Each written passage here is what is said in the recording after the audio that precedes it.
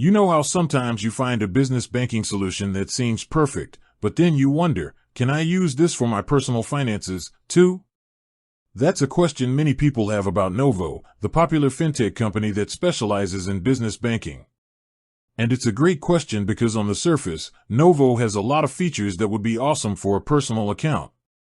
It's an all-digital platform with no monthly fees, instant transfers, and an intuitive app. It seems like the perfect modern solution for managing your money, whether it's for business or personal use. But here's the deal, while Novo's features are appealing, it's designed exclusively for businesses. When you sign up for a Novo account, you have to provide a valid employer identification number or a social security number if you're a sole proprietor.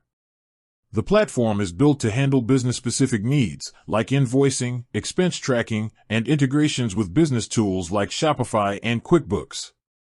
It's not set up to handle things you'd use a personal account for, like splitting a dinner bill with friends on Venmo or setting up automatic payments for your personal credit card.